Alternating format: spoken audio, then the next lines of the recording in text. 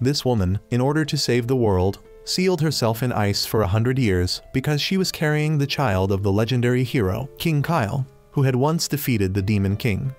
However, fearing that the Demon King might one day return, they decided to preserve the hero's child as a countermeasure for when King Kyle passed away.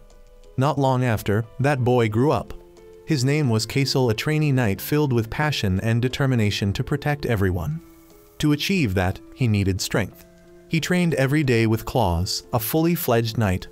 Although Kaisel always lost, Claus constantly gave him valuable advice in combat. After training, the two would patrol the city together to check if anything unusual happened. It was usually quite boring, so Claus would often complain. Just then, a dark elf passed by them. The appearance of a dark elf in the city was quite uncommon. Besides Kaisel and Claus, the townspeople also looked at him suspiciously. As the three passed each other, the citizens, worried that the elf might bring misfortune upon them, demanded that Kaisel and Claus deal with him at once. However, since he had done nothing wrong, they had no reason to act. Seeing that the townspeople were becoming agitated, Claus quickly calmed the situation. He then split off from Kaisel to patrol on his own, while Kaisel, during his patrol, encountered Frey, a priestess who was also his friend. The two sat down together reminiscing about old times when they and Claus were still in the orphanage, catching bugs until sunset and getting scolded by the priests. Frey recalled that while she and Claus were crying in fear, Kaisel was able to fall asleep right there out of exhaustion, something that astonished Claus for his nerves of steel. Frey encouraged Kaisel, who still felt insecure about only being a trainee knight. She believed he would soon complete his apprenticeship. However, Kaisel confided in her about a recent incident in town that he couldn't prevent the Dark Elf. Meanwhile, inside the royal castle, the king received alarming news that demons had appeared in the royal forest. The report greatly worried him, and he immediately ordered a scouting party to investigate, fearing that the tragedy from 100 years ago might happen again. Around the same time, a man named Lord Moraham brought someone with him to the castle, the very same dark elf who had appeared in the town earlier. His presence inside the castle caused astonishment and suspicion, but Lord Moraham vouched for him. Later, in an emergency meeting, the king's advisors argued fiercely about the scale of the scouting force to be dispatched. Some insisted on a large army to ensure safety, while others feared unnecessary casualties. At that moment, Lord Moraham entered with the Dark Elf and introduced him as Rahit, leader of Black Edge, a renowned band of skilled mercenaries. Moraham proposed using Black Edge for the scouting mission, praising Rahit's strength as being capable of defeating 100 men alone. However, the proposal was immediately met with fierce opposition from other officials who harbored deep hatred toward Dark Elves and refused to entrust them with such an important task. Moraham cleverly countered their arguments, mocking those who only cared for their own political and financial interests. Faced with strong opposition, Moraham appeared to yield and apologized for his sudden suggestion, but in truth, his intentions had already taken root. Later, at a tavern, Claus informed Kaisel that he, along with Gran and Flegg, would be joining the scouting team headed to the royal forest. He told Kaisel to keep training diligently while he was away. Kaisel felt sad and anxious, but Claus encouraged him, reminding him that this was the duty of knights to protect peace. Yet, little did anyone know that Rahit's Black Edge group had secretly gathered in a hidden location, plotting a far greater plan, a plan to take revenge on Orvelia after 100 years of oppression. They intended to seize the entire kingdom, and the demon investigation mission was merely the first step in their grand scheme. They would pretend to be harmless until the time came to overthrow everything. Many days passed, yet Claus's scouting team still had not returned, causing growing concern among everyone. Meanwhile, in the royal forest, Claus's team initially found no trace of demons, leading them to doubt the accuracy of the report. However, the moment they let their guard down, a massive horde of demons suddenly ambushed them. An intense battle broke out. Flegg was wounded, and soon after, Gran was gravely injured as well. Claus ordered Gran, the only one still able to move, to return to the castle immediately and report their discovery, while he stayed behind to hold off the demons. He sacrificed himself to ensure the vital information could reach the king. In the capital, news that the scouting team had returned with only one survivor sent shockwaves throughout the court. The survivor was Gran, severely injured, who barely managed to report that they had encountered demons in unknown numbers before collapsing. Panic spread across the royal council as they argued whether to send reinforcements.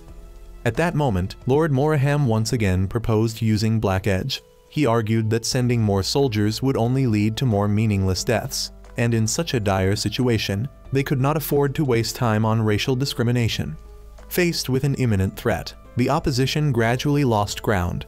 When Kaysel heard that only Gran had returned, he was overcome with grief, understanding that it likely meant Claus and Flag were gone. Frey found him drowning in sorrow, and Kaysel decided he had to go to the royal forest to find Claus. Despite being only a trainee knight and knowing how dangerous such a journey would be, he shouted that he never wanted to lose anyone he cared about ever again. Seeing she couldn't stop him, Frey firmly declared that she would go with him, insisting that the skills of a priestess would be useful, and that Claus had asked her to look after him. Nothing could dissuade her, and thus, Kaysel and Frey left Orvelia together, beginning their journey toward the royal forest. They ventured deep into the dark woods and soon arrived at the site where Claus's team had fought. Now only the bodies of the knights remained, including Fleg, lying scattered across the ground. Kaysel's heart nearly stopped when he saw Claus's familiar shield planted in the earth beside another corpse. But when he turned the body over, he realized it wasn't Claus, leaving a faint glimmer of hope. Overcome with desperation, Kaysel blindly ran off alone to search for Claus, ignoring Frey's frantic calls. Moments later, the two were surrounded by a horde of demons. Kaysel charged into battle, but the strength of a trainee knight was nothing compared to the ferocity of the demons. At the most critical moment, a mysterious female demon appeared. She effortlessly knocked Kaysel aside, seemingly toying with him, before remarking cryptically that he resembled someone she once knew. Kaysel and Frey were completely overpowered, but just as death loomed, a group of mercenaries suddenly appeared. It was none other than Black Edge, led by the dark elf Rahit. They swiftly and easily annihilated all the demons, forcing the mysterious female demon to retreat temporarily. After being rescued, Kaysel and Frey introduced themselves and expressed their gratitude. But Rahit coldly replied that they had not intended to save them, they were merely carrying out a demon-slaying mission commissioned by Orvelia. When Kaysel asked about the members of the scouting team, one of the Black Edge members bluntly stated that all of them were dead, something Kaysel refused to accept. The mercenaries soon departed, leaving Kaysel and Frey in shock and despair. Tormented by guilt and helplessness, Kaysel blamed himself for being too weak to protect anyone. Frey stayed by his side, using healing magic to treat his minor wounds. Just then, two strangers appeared: a cheerful girl who introduced herself as Cleo, a mage, and her companion Roy, her bodyguard. Cleo happily announced that they had been sent by someone named Dominix to find Kaysel and Frey. When they heard the name Dominix, Kaysel and Frey realized it was the old wizard who had once visited them at the orphanage. Cleo revealed that Dominix was none other than the Great Sage, and that he wanted them to come to the Tower of Sages, a place only those chosen could enter. With a magic spell, Cleo summoned a great tower floating high in the sky. Kaysel and Frey were astonished by the magnificent sight, and together with Cleo and Roy, they entered the tower, where they met Dominix again. He looked exactly the same as when they last saw him. Dominix revealed his true identity as the Great Sage and explained that he had always been watching over them. He then led them to a chamber, where they found Claus lying on a bed, severely wounded, but fortunately still alive. Dominix explained that Cleo and Roy had discovered demonic activity and rushed to help, but they found Claus as the only survivor. A while later, Claus awoke, greatly surprised to see Kaysel and Frey. They exchanged stories about what had happened, and Claus confirmed that Gran had survived and managed to return to the castle to report.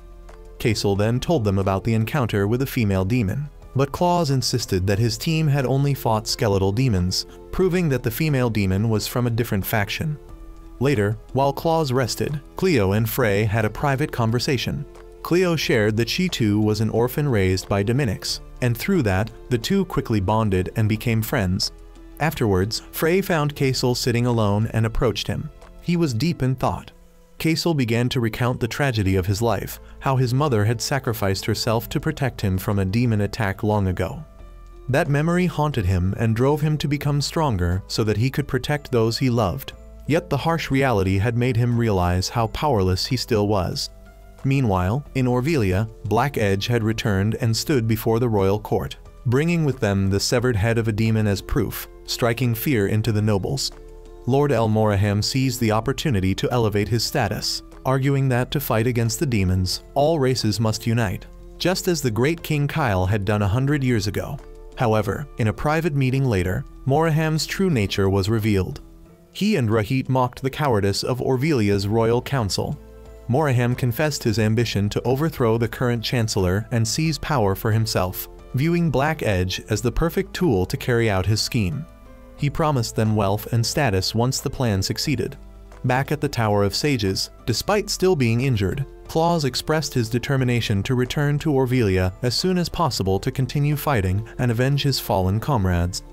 Seeing the situation grow increasingly complicated, Dominix summoned Kaisel and Frey for an important conversation. He revealed that it was he who had asked Kaisel's mother to keep the secret about his father's identity. Then he disclosed a shocking truth: Kaisel was the son of King Kyle, the hero who had fought the Dark Lord Angmund 100 years ago. Therefore, Kaisel was the only one who could inherit the Holy Sword Ea. Kaisel reacted violently, refusing to believe such an absurd claim, insisting that King Kyle had lived a century ago and his mother had long since passed away. But Dominix calmly reassured him and promised to explain everything. Inside the Tower of Sages, Dominix began recounting the events that had occurred during King Kyle's lifetime. Meanwhile, elsewhere, the mercenary group Black Edge was resting. One member, Tam, brought back food and mentioned that just hearing the name Lord Moraham made the shopkeeper's attitude change completely. Their conversation then shifted toward the past, 100 years ago, when dark elves like them could still live freely in the city. Before a woman named Ilya appeared and changed everything so much so that even the mere mention of her name was enough to make Rahit furious, he had to admit that the truth was Ilya was the underlying cause of the oppression they had endured. Returning to Dominix's narration, he had taken Kaisel and the others back in time 100 years earlier, when King Kyle was still a young prince, an energetic and curious prince who often sneaked out into the towns to learn about the lives of the people. Despite the worries and warnings of his half-sister, Ilya, Kyle believed that a king must understand what his people feel, what they eat, and what makes them happy, for a nation without its people cannot exist. His ideal was to become a king who could protect and bring happiness to everyone. Though Ilya worried for her brother, she was deeply moved by his noble ideals and promised that one day, when he ascended the throne, she would use her knowledge of magical technology to support him. Kyle also shared his dreams and ambitions with Arlette, who would later become Kaisel's mother, a truth that astonished Frey and Cleo, who were secretly listening. But their love story did not last long, as the king and the nobles forced them apart, deeming Arlette an obstacle to the political marriage already arranged for the heir to the throne. Yet the tragedy did not end there when demons began to appear, invading the world and devastating villages and towns. During this time, King Median Eye, Kyle's father, suddenly passed away, forcing Kyle to shoulder the heavy responsibility of ascending the throne. As soon as he became king, Kyle gathered the Orvelian army and met with Lorraine of the Elves and Eatola of the Orcs to form an alliance against the demons. Thanks to his wisdom and courage, King Kyle earned the trust and support of everyone. However, the demonic forces were vast. In one battle, King Kyle was injured and found Arlette in a shelter, where he was overjoyed to learn that she was carrying his child, a son he would name Kaisel. The unborn child gave King Kyle renewed strength and determination to protect the world. As if responding to his wish, the goddess of light Lua appeared and granted King Kyle the Holy Sword Ea, the only weapon capable of destroying the Dark Lord Angmund, along with a prophecy that when a red ring encircled the moon, the Dark Lord would appear. While King Kyle gathered his forces, Ilya devoted herself to researching magical technology, hoping to aid her brother, a deed that would later be twisted by history as an attempt to forge a false holy sword, an act of blasphemy against the goddess Lua. Dominix explained that on the fateful day 100 years ago, when the night sun aligned with the moon to form the Red Ring, a sorcerer named Malduk used forbidden magic to open a spatial rift, summoning the Dark Lord Angmund. With the Holy Sword Ea in hand, King Kyle and his allies set out to confront Angmund. Meanwhile, Ilya had completed her research and rushed after King Kyle, but she was slain by demons on the way and never saw her brother again. The final battle was unimaginably fierce, and afterward, both King Kyle and Angmund disappeared, leaving only the Holy Sword Ea behind. Following that, demonic activity began to wane, and peace returned. Yet no one knew where King Kyle had gone, and Malduk had escaped. The tragedy continued when Ilia was tried posthumously and convicted of blasphemy against the goddess, leading to the persecution of all dark elves in Orvelia, including her entire family. The injustice and suffering fueled the hatred of people like Rahit, who believed that while the past could not be changed, the blood debt owed by Orvelia must one day be repaid. After hearing the entire story, Kaisel asked about his mother's fate over the past 100 years. Dominix revealed that because they believed only those of King Kyle's bloodline could wield the Holy Sword, and fearing that Malduk might attempt to summon Angmund again after 100 years, they decided to place Arlette, who was pregnant with Kaisel at the time, into a magical slumber. Nearly a century later, Arlette awoke and gave birth to Kaisel, but soon after, their village was attacked by demons, and she lost her life.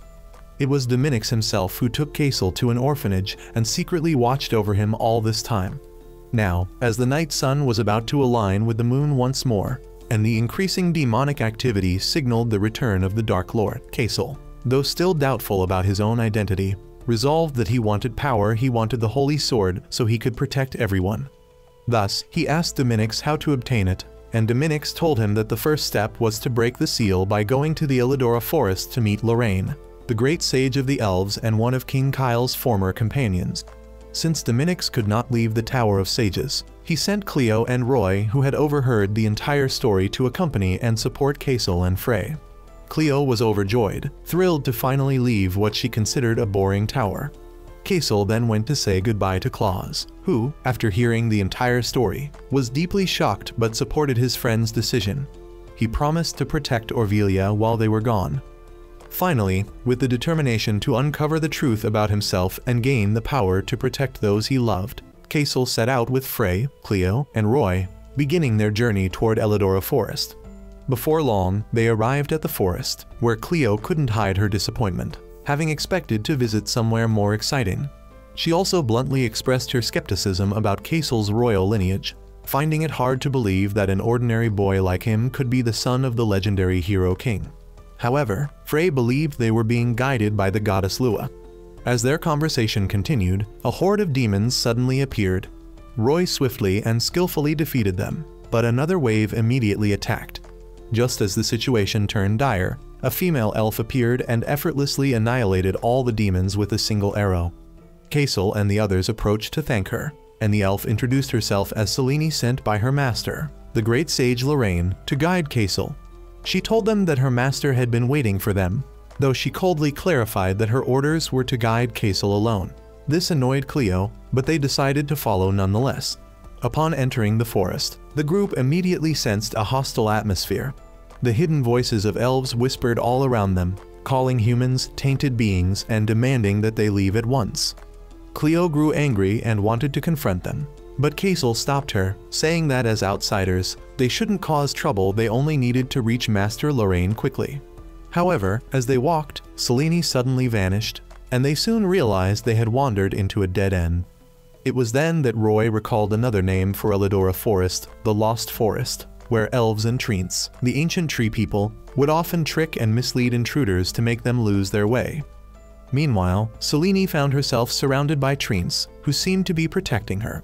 Selene explained that she understood their mistrust of humans, she herself shared that feeling, but this was the wish of her master, Lorraine. Faced with the treants' firm resistance, Frey gently pleaded with them to let the group pass.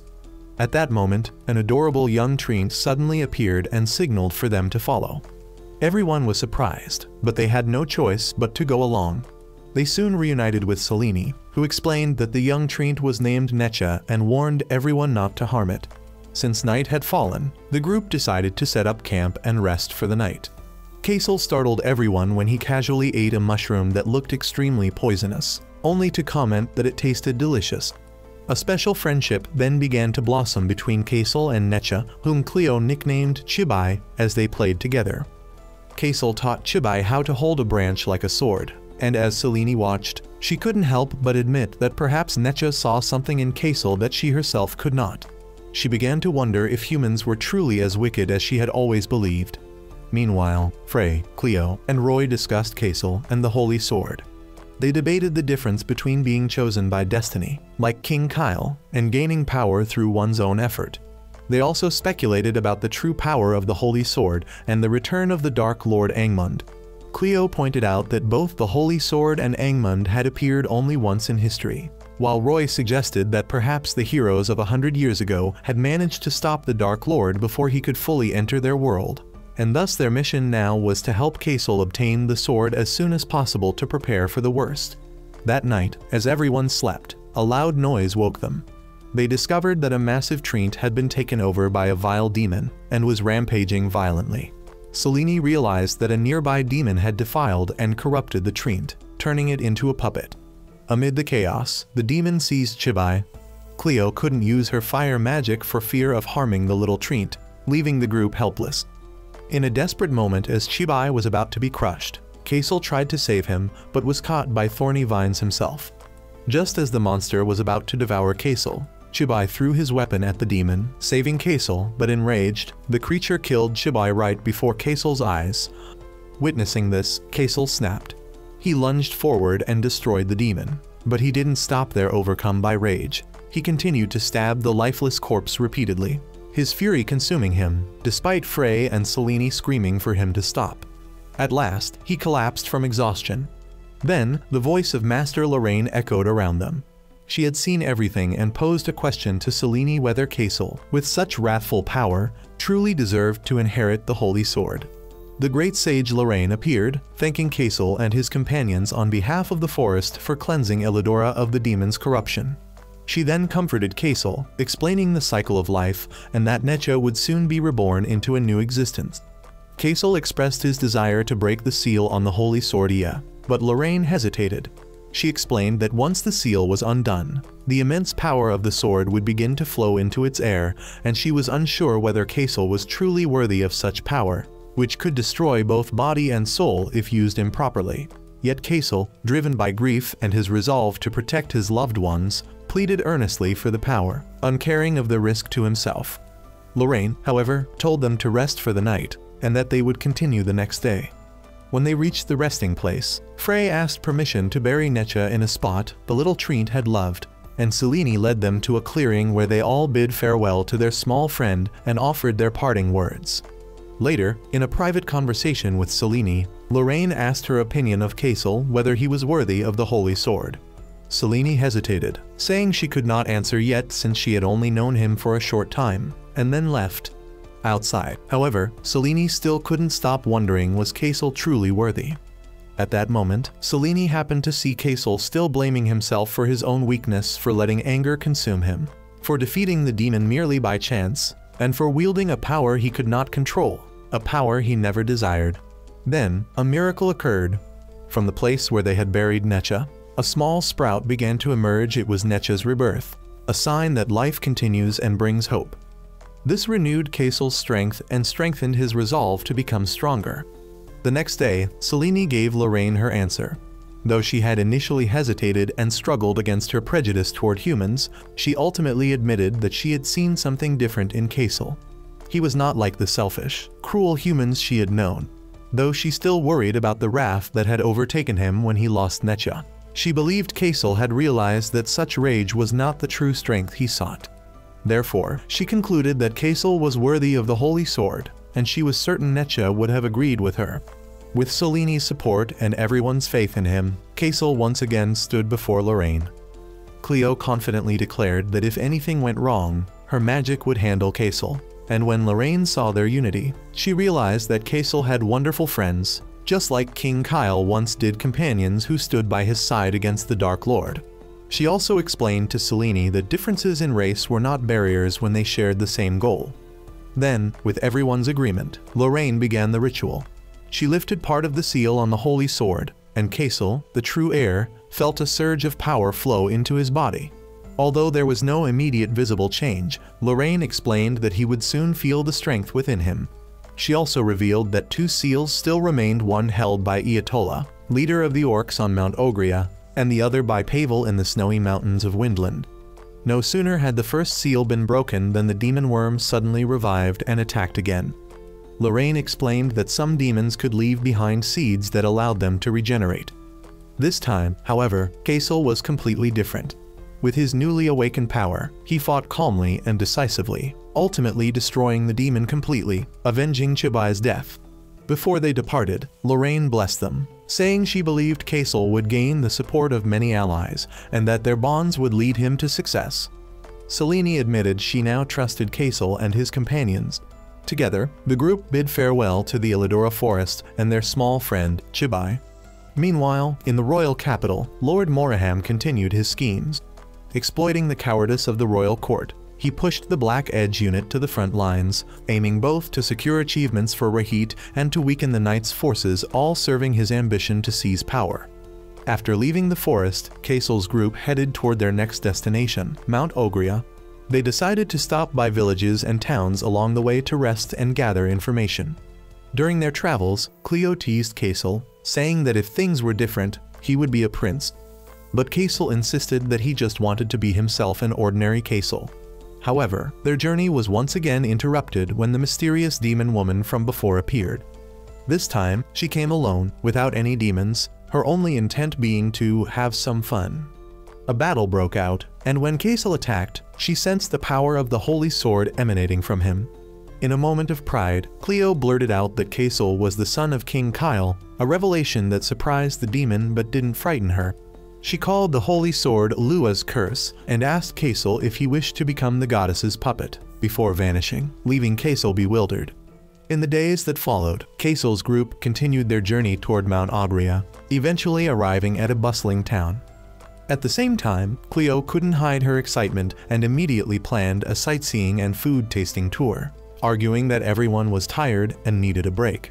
She cleverly persuaded the group that they should spend the whole day in the town and rent a cozy inn instead of continuing to camp outdoors. And so, the group quickly immersed themselves in the lively atmosphere of the town. However, their joy was short-lived when Cleo spent all the money they had, putting them in a difficult situation. They now faced the prospect of sleeping outside once again. Not wanting to do that, Cleo suggested they find a job to earn some money, and the idea was quickly welcomed by everyone. They found a restaurant willing to pay them and offer a spare room to stay in. The group quickly got to work, each taking on a role. Frey served customers, Cleo and Roy helped in the kitchen, while Kaisel remained troubled by the words of the female demon. He couldn't understand why the holy sword, the weapon King Kyle had used to protect everyone, could be called a curse. Meanwhile, in the kitchen, Cleo, encouraged by the others' flattery, performed a bit of magic to entertain them. But unfortunately, a spark flew out and caused a small fire. Although the fire was quickly extinguished, Cleo became deeply upset and guilt-ridden. That night, Roy revealed that this wasn't the first time Cleo had caused trouble. She had once blown up an entire building in the Tower of Sages. Roy explained that Cleo was a genius but inexperienced in the outside world, and that Dominix believed she needed to find her own way to properly use her potential. Hearing the story, Frey stayed beside Cleo to comfort her as she struggled with guilt. Cleo said she couldn't remember her mother's face, as her mother had died when she was very young. The only memory she had left was her mother's words, that the greater the power, the greater the sorrow. Frey gently encouraged her, saying that magic was the bond connecting her to her mother, and she would understand the meaning of those words as she continued to grow. The next morning, Frey discovered that Roy had disappeared, leaving behind only a note saying he went to earn money. At the same time, Cleo found a job at a restaurant on the outskirts of town called Madame Wolf's Tavern. The group decided to go there, where they found an old, worn-down restaurant standing in a desolate area scattered with large rocks. Madame Wolf, an elderly and somewhat irritable woman, immediately assigned them a mountain of chores. With her stubborn personality, Cleo got into a heated argument with Madame Wolf, but eventually had no choice but to follow her orders. After a hard day's work, Madame Wolf treated them to a hearty, delicious meal and explained that her restaurant rarely had customers. When Cleo offered to help using fire magic, Madame Wolf immediately stopped her and told them that the land had once been a thriving town but was burned down 30 years ago during the war. Her family had also perished in the flames, and the rocks they saw were actually makeshift graves. She warned Cleo that she knew the terrifying power of fire well, and said that a mage in the past had tried to protect them, but ended up causing an even greater tragedy. Madame Wolf's words made Cleo realize the deeper meaning behind her mother's advice that even a small mistake could bring catastrophic consequences. Just then, a horde of demons suddenly attacked the restaurant. and the group quickly jumped into battle to protect Madame Volf. However, Cleo, haunted by the old woman's story, couldn't bring herself to use her fire magic. But Madame Volf shouted at her, saying that the present mattered more than the past and that she had to live to protect her friends. Those words awakened Cleo. She realized that her magic existed to protect those she loved. With newfound strength, she unleashed a massive fireball that burned the entire horde of demons to ashes. After the battle, Roy unexpectedly reappeared with a large bag of money, making Cleo both relieved and furious. After this painful yet meaningful experience, Cleo seemed to have matured. She finally understood that to protect everyone, she could not afford to face things half-heartedly. In the royal capital of Orvelia, the Black Edge mercenary group, led by Rahit and backed by Lord Moraham, was steadily carrying out their plan for revenge. They had succeeded in building their reputation by continuously exterminating demons, and now they were getting closer to their ultimate goal, taking control of the entire kingdom. Meanwhile, in the royal castle, Princess Scarlet, commander of the Royal Knights, and Chancellor Bale were listening to a troubling prophecy from the astrologer Ophelia. Ophelia warned that the day of Lee, the goddess of darkness, was approaching, and on that day, when the night sun aligned with the moon, the Dark Lord Angmund would return to spread terror across the world.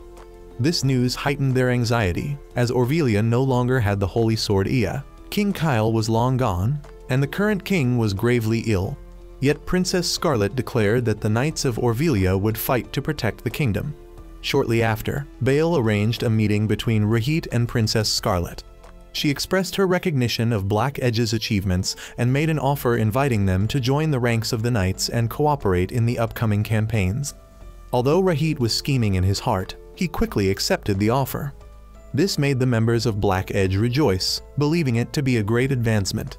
However, Rahit immediately crushed their excitement, reminding them that their ultimate goal was not some hollow title, but the overthrow of Orvelia itself, and joining the Knights was a golden opportunity to infiltrate and destroy the enemy from within. At the Knights' meeting the next day, Princess Scarlet officially introduced Rahit as a new ally, a decision that immediately drew fierce opposition from Zero, who always despised dark elves and brought up Ilias's crimes. However, Princess Scarlet firmly defended her decision, asserting that Ilias's sins had nothing to do with Black Edge, and that in this dire situation, they needed the help of everyone. With arrogance, Zero deliberately insulted Rahit by calling him a filthy rat and threw a bag of coins at him. But Rahit returned it and calmly warned Zero that instead of worrying about rats, he should focus on dealing with the demons, a sharp reply that left Zero speechless. Later in the meeting, Rahit pointed out flaws in the kingdom's defense system and proposed more effective strategies, further boosting his credibility in Princess Scarlet's eyes. Yet Zero's hostility didn't stop at words. He went to his father and other nobles to convince them to oppose Black Edge. Although unsuccessful, he refused to give up. Not long after, while Tam was out buying supplies, a merchant gifted him bread for free in gratitude for their deeds, but the brief moment of joy was shattered when a group of thugs suddenly attacked him. Despite being feverish and wounded, Tam tried to restrain himself to avoid a major fight. Fortunately, his comrades arrived in time to save him.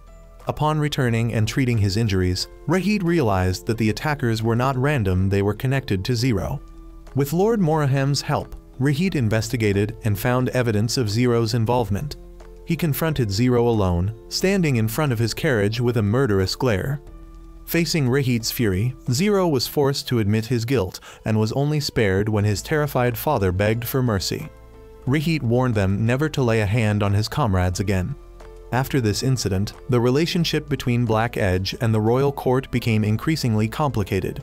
Princess Scarlet personally apologized to Rahit for Zero's actions, an act that especially surprised the Black Edge members, particularly Tam. But Rahit reminded them that they could not trust anyone in Orvelia, for these were the very people responsible for the deaths of their families. The painful memories of the past flooded back the day when Rahit and his younger sister Ripine witnessed the brutality of the Orvelians. Those memories became the flames that fueled his vow of revenge. Meanwhile, in a distant land, Malduk, the one who had summoned Angmund 100 years ago, and the mysterious demon woman named Maria were preparing for the Dark Lord's return. They knew that the day of Lee was approaching, and Maria's urgent mission was to find the holy sword Ea before their plan was set in motion. At the same time, Kaisel's group was traveling through a desolate region. where a small argument broke out between Cleo and Kaisel when Cleo accused him of favoring Frey. However, the tension was quickly diffused by Roy, and they soon arrived at a small village where they met a young girl with a sorrowful expression. The village had become a refuge for survivors from a nearby town that had been attacked by demons. The village chief, Hendel, explained their difficult situation, and Frey immediately began treating the wounded, while Kaisel and the others helped rebuild the houses. Frey took particular notice of the girl they had met, Elise, who neither spoke nor smiled and remained lost in silence. Frey realized that the girl's wounds could not be healed by magic alone. Out of compassion, she asked the group to let them stay in the village for another day, a selfish request perhaps, but one born from kindness. She spent her time playing with the children, teaching them how to make flower crowns and draw pictures, trying to bring a little happiness back to those whose hearts had been scarred by war. At first, Elise remained shy and distant, but gradually she was drawn to Frey's warmth and patience. One day, while drawing, Elise accidentally hurt another child in an attempt to protect her own drawing. Frey quickly treated her and noticed the picture Elise had been so desperate to defend it was of the flowers her mother had loved. Then, the horrific memories came rushing back. Elise began to cry and confessed that her mother had been killed by demons. Her broken words revealed the deep pain hidden in her heart. To help Elise overcome her grief, Frey came up with an idea. Together, they gathered those flowers and used them to bake a special cake.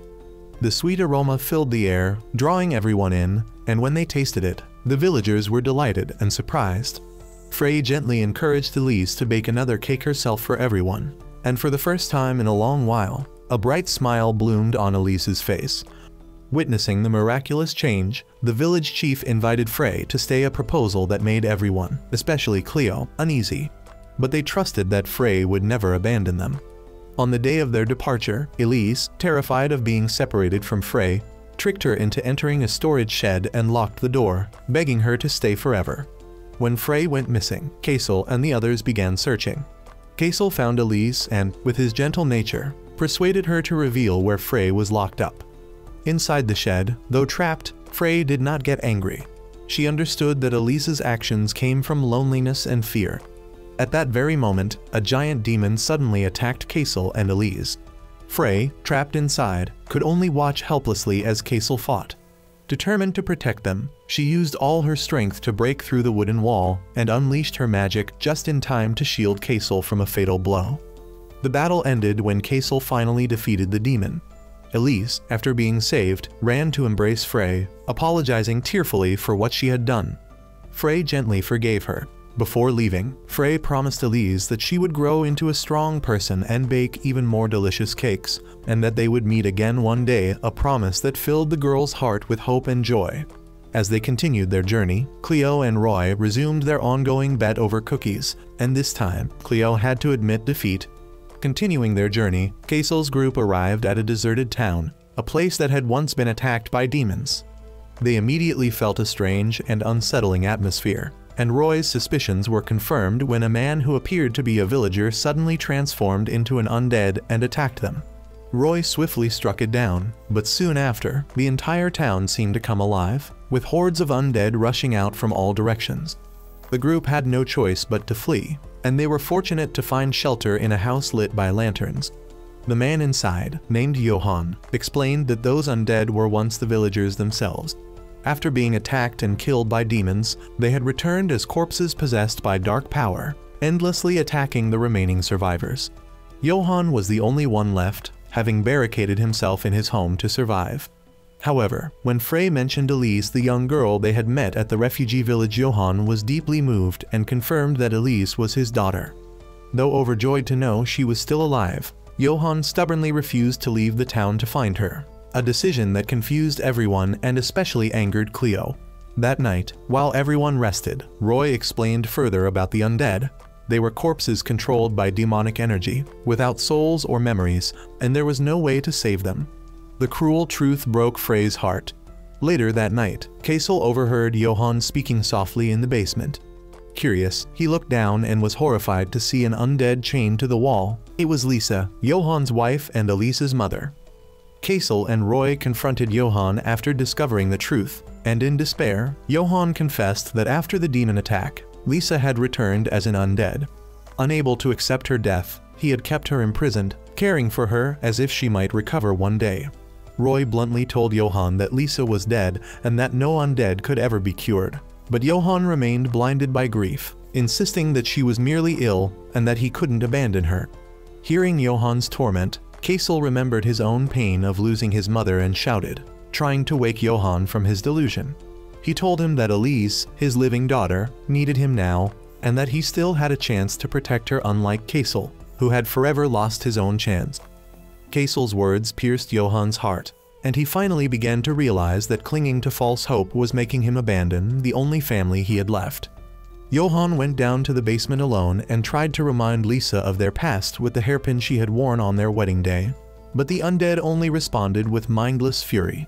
At that moment, Johan was forced to accept the truth that the woman before him was no longer the Lisa he loved. Roy offered to end her suffering, but Johan couldn't bear to do it. The noise of their struggle soon drew the attention of all the undead in town, who began surrounding the house. A fierce battle broke out, and the group fought desperately to survive. When Johan saw undead Lisa once more, his heart broke completely. Yet his desire to protect Elise gave him the strength to make his final decision. He personally ended Lisa's life, freeing her soul and releasing himself from the weight of the past. When the battle was over, Kassel used his power to destroy the remaining undead, declaring in the glow of light that he would protect everyone. As dawn rose once again, Elise was finally reunited with her father. Meanwhile, in the capital city of Orvelia, the reputation of the mercenary group Black Edge grew stronger with every demon-slaying victory. The people now hailed them as heroes, a stark contrast to the cold, disdainful looks they once received. Yet behind that praise, members of Black Edge, especially Rahit and his sister Rapine, never forgot their deep hatred. To them, all the citizens of Orvelia were enemies, and they secretly wished that every single one of them would perish. In contrast, Tam had his own concerns. He went to a confectionery shop to meet Sheila, the girl who had helped bandage his wounds. At the same time, after completing his mission in the royal forest, Rahit happened to meet Claus, who had come to thank him for saving his two friends, Kassel and Frey. However, Rahit coldly denied any acquaintance with them, acting as if he had never met them before. Meanwhile, in the royal castle, Princess Scarlet was deeply worried about her father's worsening health. Despite his illness, the king remained clear-headed and voiced his suspicions about the loyalty of Black Edge and their possible ties to Lord Moraham. He warned his daughter not to place too much trust in others, a piece of advice that Scarlet obeyed but still found difficult, as the growing threat of demons weighed heavily on her shoulders. Later, in a private conversation with her loyal attendant Demia, Scarlet revealed her resolve. She would take up the sword to protect the kingdom, just as Demia had vowed to become her shield. Soon after, Scarlet met privately with Rahit. She frankly admitted the shortcomings of the royal administration, especially the nobles' obsession with their own interests while neglecting the common people, and she expressed her determination to change that. Perceptive as she was, Scarlet also noted that both she and Rahit wore invisible armor, each concealing their true selves, and she asked him what his true reason for fighting was. Rahit's answer was vague. He said that slaying demons was the only thing he could do, only deepening the mystery surrounding him.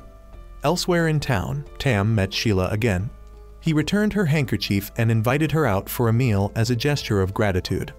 From that encounter, a pure and gentle bond began to blossom between two people from entirely different worlds. However, Tam's actions did not escape the notice of the other Black Edge members. Azel questioned him about his relationship with an Orvelian girl, and Tam, flustered, confessed everything. Later, Rapine spoke privately with him. She explained that their goal was revenge and that personal happiness could not exist within that mission. She warned Tam that if he ever stood in her brother's way, she would not hesitate to kill him. Though her words were harsh, they carried a deep sorrow, a reflection of the horrific past when her entire family was massacred by Orvelian soldiers. Those memories had become the source of her unyielding resolve to support her brother's vengeance. Later, Tam met Sheila again and decided to tell her the truth about his past, the death of his parents and siblings in a massacre committed by Orvelian soldiers, a tragedy that left him forever haunted by the day of his own birth. He confessed that there was an invisible wall between them that could never be crossed, then left, leaving Sheila in stunned silence. Meanwhile, during an emergency meeting at the royal court, It was decided to send an army to investigate the Galoa Plains, rumored to be the place where the Dark Lord would be resurrected. Rihit volunteered for Black Edge to take the lead, a proposal that was accepted but concealed a far greater conspiracy behind it. Elsewhere, Kaisel's group finally arrived at the Red Valley, home of the Orc tribe, a land said to be stained with the blood of endless battles, where the cries of the dead still echoed through the mountains. They reached Mount Augria, called the Red Valley because of the legends that its soil had been dyed crimson by countless wars. There, they hoped to meet the Orc chieftain, Ayatollah, who was said to possess one of the sealing keys. But far away, in a dark and desolate place, the sorcerer Malduk, the one who had summoned Angmund 100 years ago, was reveling in chaos alongside the demoness Maria. He eagerly awaited a new feast of slaughter, a dance of death he had prepared for foolish mankind. As he reminisced about his past, he recalled his days as a mage serving the Republic of Grey, when he delved into forbidden magic, until the king's death plunged the nation into peril. He had succeeded in resurrecting the king in the form of an undead, a feat he considered both grand and divine. Yet, instead of being praised, he was met with disgust and contempt from Princess Jane and the knight Theo, who called him a demon and exiled him from the kingdom. That humiliation planted within him a deep and burning hatred, fueling his desire for destruction and revenge against the entire world. Back with Kaisel's group, as they ventured into the Red Valley, they soon encountered an orc sorcerer named Kala and his apprentice Dale, who were desperately fighting against their own kind orc warriors who had been turned into undead. Without hesitation, Kaisel's group rushed to their aid, and after vanquishing the undead, they were warmly welcomed by Kala, a sorcerer gifted with the power to foresee the future through dreams. He revealed that he had foreseen the coming of a human hero who would bring hope to the world, and he believed that hero was Kaisel. However, their hope was soon dimmed when Kala delivered tragic news. The orc chieftain Ayatollah had died, and his successor, Chieftain Sieg, harbored a deep hatred toward humans. The reason was that a long-haired human sorcerer had once come to the valley, after which many orcs mysteriously disappeared and later returned as undead, attacking their own tribe. Because of this, Sieg had issued a decree forbidding humans from setting foot in their lands. Despite the danger, Kaisel earnestly pleaded for an audience with Sieg, and trusting in his prophetic vision, Kala agreed to guide him on the condition that Kaisel would go alone to avoid causing unrest. While Kaisel went to face the chieftain, Frey, Cleo, and Roy stayed behind to wait. But because of Cleo's mischievous prank drawing graffiti on a sacred fountain, they were captured by other orcs. Meanwhile, Kaisel finally came face to face with Chieftain Sieg, a massive and imposing orc warrior. Sieg doubted Kaisel's claim of being the heir to the Holy Sword and demanded proof. He challenged Kaisel to a duel. Kala tried to intervene, even offering his own life to protect Kaisel, but Kaisel refused and chose to fight. The two clashed fiercely, debating the meaning of sacrifice and leadership. Kaisel declared that he would protect everyone, even if it meant using his own body as a shield, a naive yet pure ideal that caused Sieg to falter for a moment. He admitted that Kaisel possessed something precious, something worth more than life itself, just like the orcs did. Sieg then revealed a message left behind by Ayatollah, that the heir to the Holy Sword must journey to the sacred ground, the resting place of their ancestral spirits, to undergo a trial and retrieve something from within. That would be the ultimate proof of worthiness. But at that very moment, Kaisel's friends were brought in as prisoners, and Sieg delivered an ultimatum. They would be held as hostages. If Kaisel failed the trial at the sacred ground, and was deemed unworthy by the ancestral spirits, not only he but also his friends would be executed. Faced with such dire circumstances, Kaisel had no choice but to enter the mysterious sacred ground, a place from which few ever returned to prove himself and save his companions. Guided by the orc sorcerer Kala, Kaisel stepped into the sacred ground, a holy and mysterious realm that only the chosen could enter. As they journeyed deeper inside, Kala explained that this was where orc sorcerers trained to strengthen their minds and souls, and that at the altar in the center, Kaisel would face his trial, a test that would challenge the very core of his heart.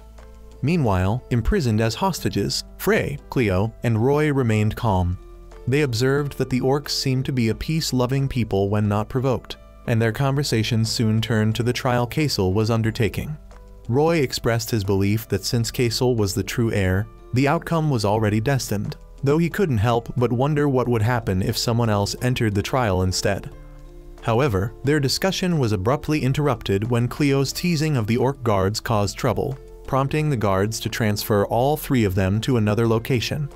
At that moment, Kaysel had reached the central altar, where the mysterious voices of the ancestral spirits echoed, demanding that he show them his heart whether it was strong or weak, and immediately, Kaysel was pulled into an illusionary world, a world born from his deepest desire. There, he found himself living a peaceful and happy life beside his long-deceased mother. Every morning, he woke to her voice, shared breakfast, and enjoyed tranquil days together. Yet, as those perfect, happy days repeated over and over, a vague sense of unease began creeping into his mind. Kaysel felt something was wrong, something subtle, but deeply significant, and in a moment of clarity, he confronted the painful truth, shouting that his mother was dead. The illusion shattered, and the spirit of his mother, or rather, the embodiment of the test, appeared before him, trying to keep him there by promising an eternal life of happiness, a world without demons, without the holy sword, without burdens or pain. But even with his heart breaking, Kaysel firmly refused. He knew his friends were waiting for him, and that countless others were still suffering outside. He couldn't selfishly lose himself in a sweet dream. With a final farewell to his beloved mother, he completely broke the illusion. After overcoming the trial, the spirit of Chieftain Ayatollah appeared and congratulated Kaysel for defeating his own illusion, an illusion meant to test the hearts of mages by showing them the world they most desired. Ayatollah explained that the human heart is fragile and easily tempted by false happiness, and had Kaysel's heart been any weaker, he would have been trapped there forever. At last, the spirit of Ayatollah bestowed upon Kaysel a talisman proof demanded by Chieftain Sieg. Kaysel then emerged from the Holy Land and joyfully reunited with his friends. He presented the talisman to Sieg, and the Orc chieftain kept his promise, performing the ritual to release the second seal of the Holy Sword. Yet even after both seals were removed, Kaysel felt no visible change in power, much to Cleo's disappointment. Sieg explained that the trial was designed to attack the weakest part of one's heart, and he advised Kaysel to remember what had happened to turn that weakness into strength and become a true warrior, like the great King Kyle of old, who had always fought on the front lines. He also revealed that when the time came, he and the Orc tribe would fight alongside the heir of the Holy Sword, just as they once stood with King Kyle 100 years ago. However, their conversation was abruptly interrupted by the arrival of Malduk, the long-haired sorcerer who had turned the orcs into undead. Having sensed the Holy Sword's power, he had come to claim it. Battle erupted instantly. Malduk was overwhelmingly powerful, striking Sieg down with a single blow. Kaysel and his group charged in, but their strength was no match for him. Amid the chaos, Frey was gravely injured by one of Malduk's attacks. Witnessing this, a furious surge of power exploded from within Kaysel. He launched himself at Malduk in a berserk assault, and even the sorcerer was shocked by the raw force Kaysel unleashed. Though Kaysel managed to drive Malduk back, he could not control the power coursing through him and eventually collapsed, unconscious. After tending to Kaysel's wounds, Frey began writing a letter to Claus while Kaysel remained in a deep sleep following the fierce battle. Her letter was not only a message of concern, but also a recounting of their arduous journey together, a destiny she believed had been preordained for them all, especially for Kaysel, the one fated to bear the burden of becoming the heir to the Holy Sword. Frey's stream of memories began from the moment they left the Tower of Sages, parting ways with Claus to embark on a true adventure. Their first destination was the Elidora Forest, a place both beautiful and perilous, where they sought to meet the great sage Lorraine of the elf tribe. There, they were guided by an elf named Selene, but her distrust toward humans led the group astray into the labyrinthine woods, where spirits and treants loved to play tricks, causing intruders to lose their way. Yet, it was precisely there that a special friendship blossomed between Kaysel and a small, adorable treant named Necha, whom Cleo fondly nicknamed Chibai. Necha's innocence and trust made Selene begin to question her own prejudice against humans. She started to notice something different in Kaysel, a sincerity she had never seen before. However, tragedy struck when a vile demon corrupted a massive treant and attacked them. Amid the chaos, Chibai was slain right before Kaysel's eyes. The pain of losing his tiny friend drove Kaysel into an uncontrollable rage, and he launched a furious assault on the demon. Seeing this, Lorraine, who had been observing everything, began to hesitate, wondering whether Kaysel was truly worthy of the Holy Sword's power, a power capable of destroying both body and soul if used wrongly. But after witnessing Kaisel's remorse and his determination to grow stronger in the right way, along with Necha's rebirth as a new sprout and, most importantly, Seleni's faith in him, realizing that Kaisel did not seek the power of anger, but the strength to protect Lorraine, finally agreed to unseal the first seal of the Holy Sword and revealed the path to their next destination, Eatola of the Orcs and Pavel of the distant Windland Mountains. Frey's thoughts then drifted through the roads they had traveled and the people they had met. She remembered Lady Volf, a woman who had lost her entire family in a wartime fire. Her story helped Cleo understand her mother's words, that the greater the power, the deeper the sorrow, and that her magic should be used to protect her friends, not as a tool of reckless pride. Frey also recalled Elise, the orphan girl who had lost her mother in a demon attack, whose soul had been so deeply scarred she could no longer smile. It was through Frey's patience and warmth that Elise rediscovered her laughter, and through that, Frey herself learned how to face the pain of others. The letter then recounted their encounter with Johann in a town overrun by undead, where the group was forced to face a cruel truth that the undead were nothing but lifeless corpses controlled by demons, beyond salvation. With his strength and unwavering resolve, Kaisel helped Johann free himself from the tormenting memory of his late wife so he could live on for Elise, his only remaining daughter. Finally, Frey's memories returned to the most recent events at Mount Ogria, where they faced the hostility of the Orc tribe caused by Malduk's actions, yet also found hope in the prophecy of the Shaman Kala. Frey remembered how Kaisel had bravely faced Chieftain Sieg's trial in the Holy Land, where he battled the illusion of a peaceful life beside his deceased mother, and with steadfast resolve, overcame it, earning Sieg's recognition, who then unsealed the second seal. Yet their joy was short-lived when Malduk appeared, and in that fierce battle, when Frey was gravely wounded, Kaisel let his emotions overtake him, unleashing uncontrollable power before collapsing. Though the orcs now praised Kaisel as a true hero, Frey's heart was heavy with sorrow. She wondered if a hero protects everyone, then who will protect the hero? Just as Frey sank deeper into those thoughts, Cleo appeared beside her, cheerful and optimistic as always, lifting Frey's spirits once more.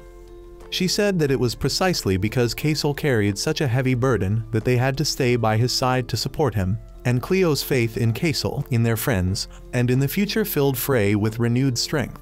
Frey realized that as long as she was with these companions, nothing was impossible.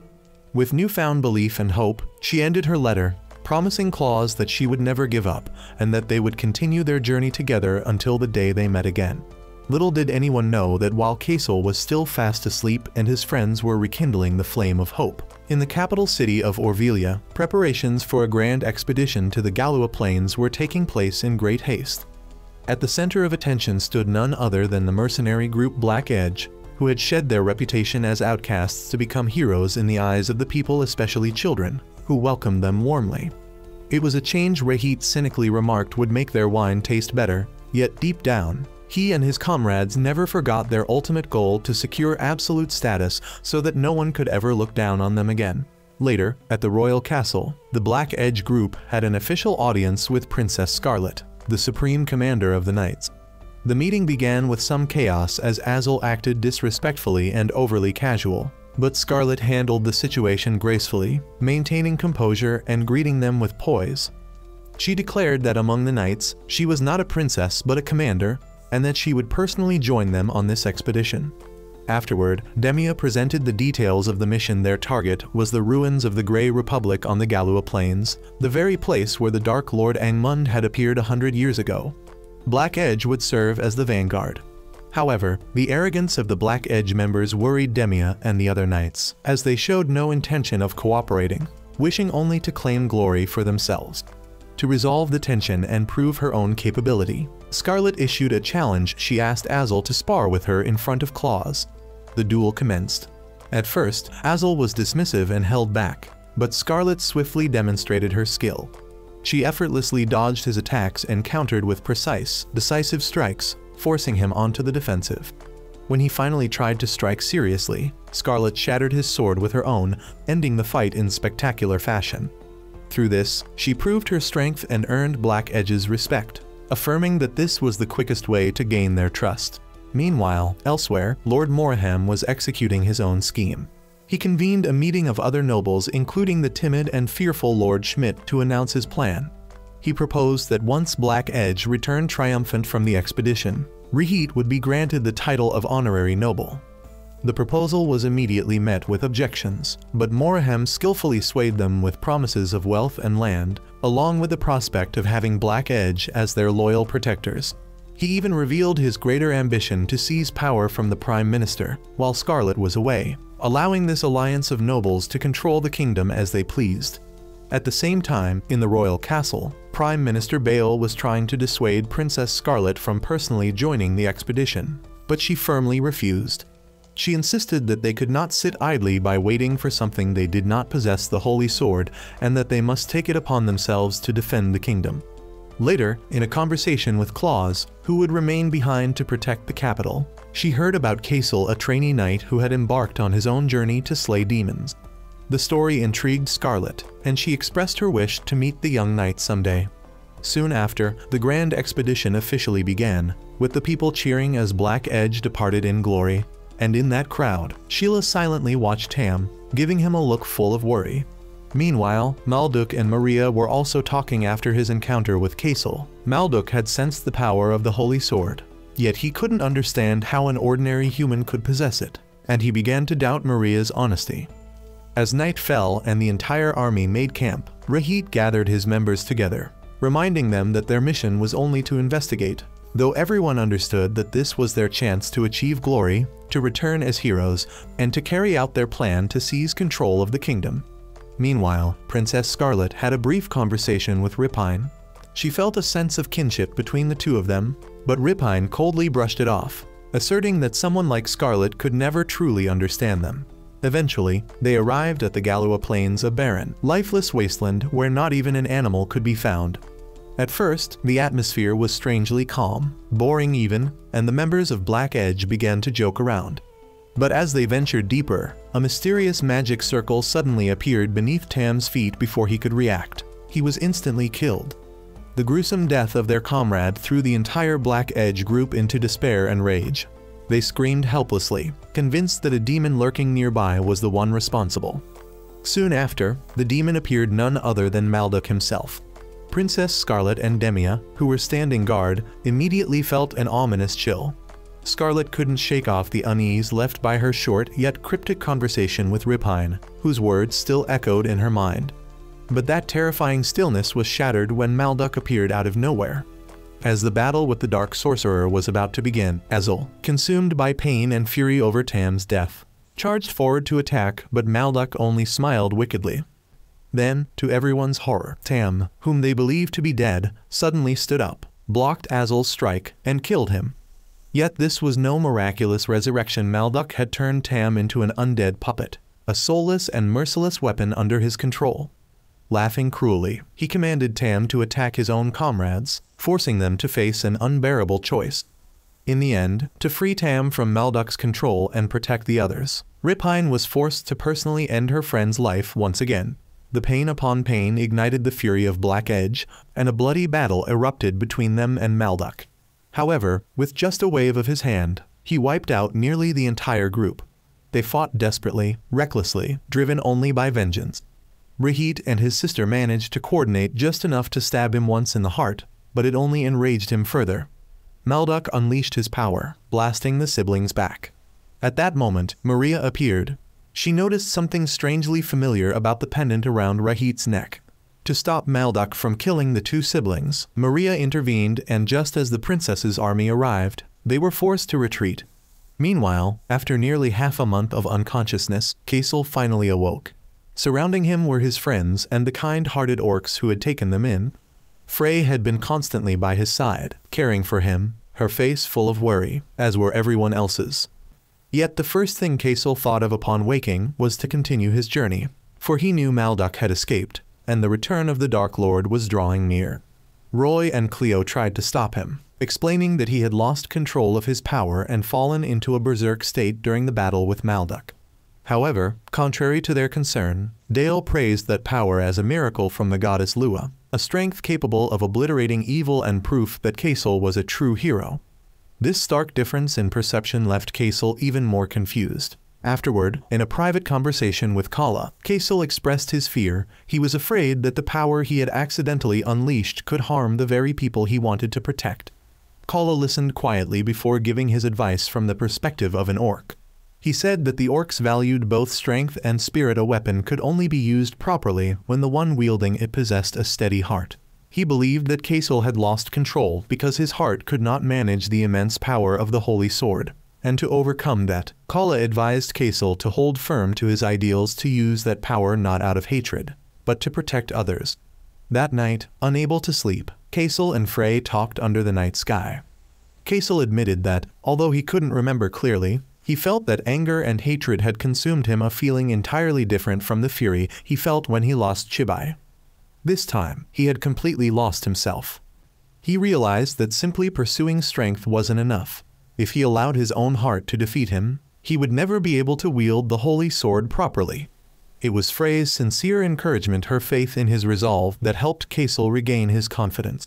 She reminded him that it was his stubbornness and his refusal to ever give up that had allowed him to overcome every hardship up until now. The next day, with his spirit restored, Kasil's group prepared to set out once more. The orcs, who had completely changed their attitude, now saw them off as heroes. Before they departed, Kala secretly revealed to Frey a troubling part of his prophetic dream, that on the path of war, Kasil would disappear. However, he reassured her that a prophetic dream was not an unchangeable fate but a warning, and he believed that Frey, who always stayed by Kasil's side, would be the key to changing that future.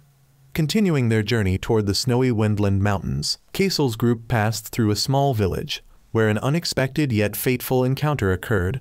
A lively and somewhat eccentric female mercenary named Rihanna suddenly appeared and mistook Frey for a noble lady named Elaine whom she had been searching for. Rihanna's excessive enthusiasm caused some confusion, especially when she began assuming that Roy was the one who had deceived Frey and even complimented his handsome looks. However, the misunderstanding was quickly cleared up, and Rihanna introduced herself as a mercenary hired to find the missing people from the village. She then offered to guide Kasil's group while giving them an important warning. They must not reveal that they were from Orvelia. Upon arriving in the village, they witnessed firsthand the deep hostility the villagers, especially the dark elves, held toward Orvelia. They called the kingdom a tyrant and a murderer, leaving Frey and the others feeling uneasy. Rihanna explained that for the past month, many villagers, regardless of race or age, had mysteriously disappeared, which only intensified the growing tension within the village. Although Roy believed they shouldn't get involved so as not to delay their journey, Frey's kindness and Cleo's stubbornness prevailed, and the group decided to stay and help. Yet tragedy struck again when Layden, a young dark elf boy close to Rihanna, also went missing. Unable to stand by any longer, the group, together with Rihanna and the villagers, split up to search in the nearby forest. During the search, Kasil and Rihanna accidentally fell into a deep pit. In the darkness underground, they had a heartfelt conversation. When Rihanna learned that Kasil was the heir to the Holy Sword, she was utterly astonished. Upon hearing Kasil confess his fear of losing control over his power, she offered a sincere yet unique piece of advice. She shared her own past, that she had once been the daughter of a noble family, bound by expectations and a political marriage arranged for her future. But she realized that the future held many paths, and she chose to live freely. She advised Kasil to live for himself, not to let the weight of responsibility crush his heart until it withered away. She even teasingly suggested that he should give up the holy sword, marry Frey, and live an ordinary life. Rihanna's words, blunt yet light-hearted, touched something deep within Kasil. However, as they talked, they found Layden's shoe, and when they ventured deeper into the cave, they discovered a horrifying scene. All the missing villagers, including Layden, were imprisoned within giant spider silk cocoons. A monstrous spider demon appeared, and it had also captured Cleo. A fierce battle erupted. The demon was immensely strong and savage. During the fight, as Kasil was attacked, his fear of losing control over his power once again surged up, paralyzing him with hesitation. He feared that his strength might harm his companions. But at that life-or-death moment, when he saw Cleo about to be devoured and Rihanna in danger, Kasil overcame his fear. He realized he could no longer run away, he had to fight.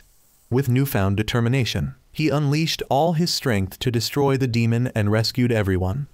After the battle, the missing villagers were safely returned to their families amid overwhelming joy.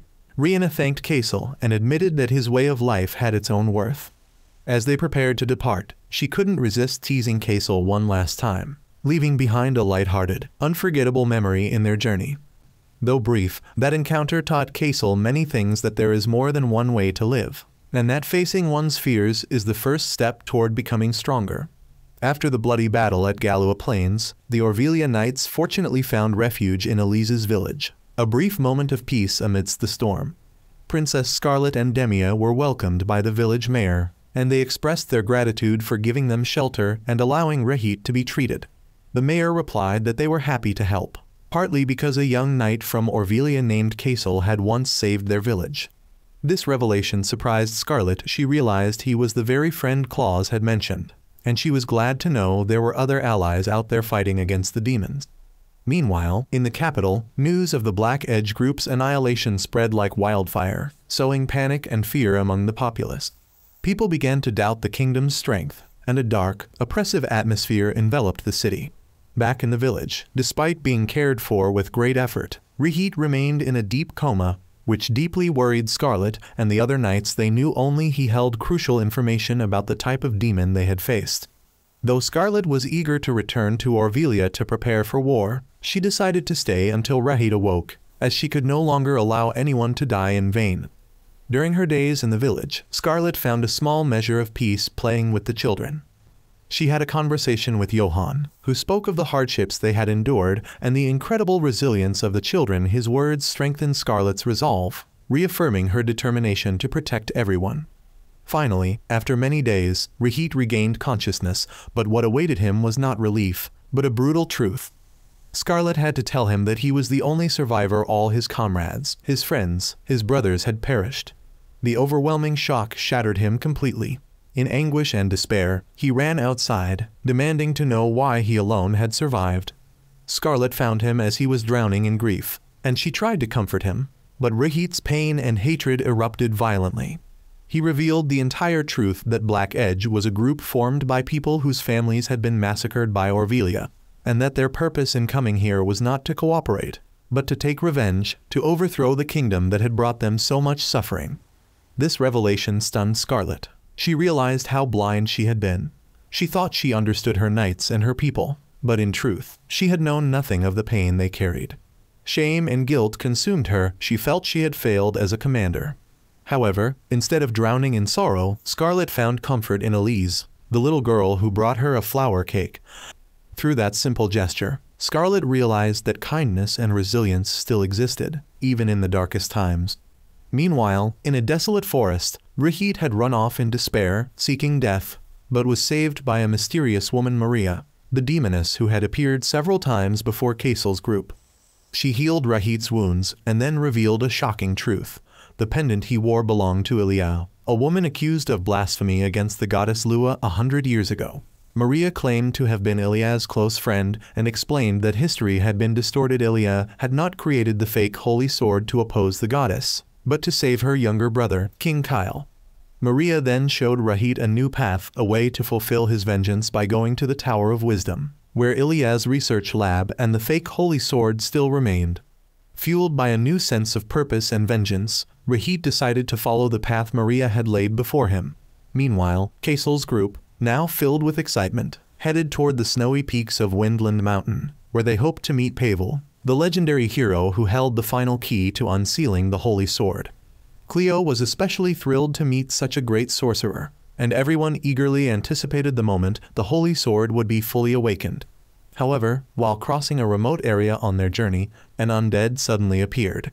Though it was swiftly defeated, its presence caused Roy to behave unusually. That night, when it was Roy's turn to stand guard, Kaisel approached him to talk, and for the first time, Roy decided to share his past. He had once been an orphan wandering the streets until one day, he was saved by a man named Zaid, the leader of a mercenary group called Flugel. But unlike ordinary mercenaries who fought only for money, Flugel was different. They helped those in need without expecting any reward. Zaid took Roy in and treated him like family, and Roy gradually came to see Flugel as his true home. He deeply admired Zaid's ideals, the belief that dreams and hope were the wings that could carry one to the future, symbolized by the embroidered wings on their sleeves. Zaid even taught reading and writing to underprivileged children, believing that knowledge could change their lives. However, their peaceful days ended when Flugel accepted a dangerous mission from Orvelia to investigate the Galoa Plains, a place from which no one had returned alive for 100 years. Yet, driven by his ideal of building a safe passage through that deadly land, Zaid accepted. But tragedy struck. They encountered demons, and one by one, the members of Flugel, including Zaid himself, were turned into undead. Roy was the only one who managed to survive, rescued by a mage who brought him to the Tower of Wisdom. There, he met Dominix, and under his guidance, Roy began studying the undead, hoping to find a way to save his friends. But the cruel truth left him disheartened. The undead could not be saved. It was Dominix himself who had asked Roy to accompany Kaisel, under the condition that Roy would aid him on his journey. When Roy finished telling his story, both he and Kaisel realized that the undead they had encountered earlier was Pavian, one of the members of Flugel. Roy knew that his other comrades, including Captain Zaid, might also be wandering nearby. The next day, Kaisel told Cleo and Frey about Roy's past, and Cleo suggested that they should stay and help Roy put an end to the suffering of his fallen comrades. By using magic to create a loud noise, they successfully lured out the undead Zaid. A fierce battle broke out, and this time it was Roy's turn to face the unbearable pain of fighting against the very man he respected the most, his mentor and savior. However, the memories of Zaid's ideals, the belief in moving forward no matter the hardship, gave Roy the strength he needed. In the end, he freed Zaid's soul with his own hands. After it was over, Roy expressed his gratitude to his friends. Once they buried the fallen, the group continued their journey. After many days of travel, they drew closer to the majestic yet unforgiving Windland Snow Mountain, home of Pavel, the reclusive sorcerer who held the final key to unsealing the Holy Sword. Time was running short, as the night sun was soon to eclipse the moon, signaling the Dark Lord's return. However, as they began their ascent, they quickly realized that this trial would not be easy. A violent snowstorm struck without warning, making it nearly impossible to advance. Though exhausted, Cleo still tried to joke around to keep everyone's spirits up, while Frey secretly used her magic to shield the group from the raging storm so they could keep moving forward. When the storm finally subsided, they discovered a small wooden cabin and decided to rest there. But at that moment, Frey collapsed from exhaustion. Cleo immediately realized that Frey had overused her magic to the point of depletion. She explained to Kaisel and Roy that it was only thanks to Frey's sacrifice that they had survived the blizzard. This filled Kaisel with deep guilt. He realized that while he had been obsessed with becoming stronger, he had neglected the care and well-being of his companions. He had selfishly assumed that as long as he was fine, everyone else would be too, a mistake that had driven Frey to push herself beyond her limits. Meanwhile, in Elise's village, Princess Scarlet and her knights were preparing to return. She had decided to head to the Tower of Wisdom to seek Dominix's help. Upon learning of her intentions, Rihit also resolved to go there to search for Ilia's fake holy sword. Thus, two people with completely different goals, yet sharing the same destination, began their respective journeys. Back at the mountain cabin, as Kaisel was lost in regret, he had a quiet conversation with Frey. He told her about the recurring nightmares he'd been having, dreams in which a mysterious voice called his name. He believed it was a message from the Holy Sword, but he could not understand its meaning. Frey comforted him, reminding him of their childhood memories, and in her gentle, warm way, helped him let go of his worries. The next morning, filled with guilt and concern for Frey, Kaisel left a note behind and decided to continue alone, not wanting to endanger his friends any further. However, Roy soon discovered his absence and stopped him. He told Kaisel bluntly that his actions were not born of protection, but arrogance, that if Kaisel died, Frey would be the one to suffer most. He reminded Kaisel that they were not just companions, but true friends who had shared too much to simply abandon one another. At that moment, Cleo and Frey arrived, and together they confronted Kaisel. Frey firmly declared that she wanted all four of them to finish this journey together. That unity and genuine friendship made Kaisel change his mind. He realized he was not alone, he could not fight by himself, and he needed his friends by his side. With deeper understanding and stronger bonds, the group continued their journey. They soon discovered an ice cave, where they believed Pavel resided. However, the moment they entered, a wall of ice suddenly rose and separated Kaisel from the others, and a mysterious voice echoed through the cavern, perhaps the next trial they had to face. Without explanation, Pavel launched a fierce assault on Kassel. Though Kassel fought with all his might, he could not match the overwhelming power of one of the greatest heroes in history. Meanwhile, on the other side of the ice wall, Frey, Cleo, and Roy could do nothing but watch helplessly. Yet when they realized the wall could be broken, they joined forces. Cleo used her fire magic to melt the ice, and Roy followed up with his speed to shatter it. Just as Kassel was about to be defeated, Cleo broke through the ice wall in time, and everyone rushed to aid him. Suddenly, Pavel stopped his attack and declared that they had passed the trial. The old mage explained that he had never intended to test Kassel's strength, but rather that of his companions, for he believed the successor of the Holy Sword could only unleash his true power with strong allies by his side, just as King Kyle once had. Their unity had proven they were worthy. After the trial ended, Pavel began to recount the tale of 100 years past. He revealed that he was the one who had protected Kassel's mother, Arlette, while she slept in the cave all this time. He recalled his first encounter with King Kyle, a passionate young man, yet deeply steadfast, who repeatedly sought him out to join the fight against the demons. Initially, Pavel wanted nothing more than a peaceful life, away from worldly conflicts, and refused. But King Kyle's ideal to protect everyone gradually moved him, and eventually, Pavel joined his cause, becoming one of the young king's closest companions. Pavel then shared King Kyle's final words before his last battle, that if anything were to happen to him, Pavel should watch over Arlette and their unborn child. After King Kyle vanished with the Dark Lord, Pavel and the remaining companions decided to seal the Holy Sword, Ea, within the World Tree to prevent it from falling into the wrong hands. Yet the tragedy did not end there. Dominix proposed a cruel but necessary plan to place Arlette and her unborn child into a magical sleep lasting 100 years, in the hope that the child would inherit the Holy Sword's power and one day defeat the Dark Lord upon his return. Arlette accepted the plan, asking only that when she awoke, she would see all her friends again, and that they would help guide her child. After hearing the full story, Kassel finally understood the sacrifices of his parents. He realized that his journey was not merely a burden but a continuation of their will. Pavel admitted that he had long wondered whether their choice had been right, but upon seeing Kassel's resolve and his loyal companions, he found his answer. Then he warned that time was running out that very night. When the night sun met the moon, the Dark Lord would return. They had to reach the World Tree quickly to perform the final unsealing before it was too late, for only the power of the Holy Sword could defeat Angmund. And so, under Pavel's guidance, they set off at once.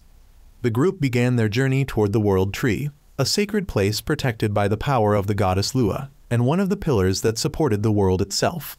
They were racing against time, holding on to faith and hope that they could prevent the coming catastrophe. Yet deep within Frey's heart, Kala's ominous prophecy that Kassel would disappear kept echoing, planting in her an unshakable unease she could not voice. On that fateful night when the night sun aligned with the moon, the sky turned crimson red. Upon the desolate Galua plains, Malduk began his ritual.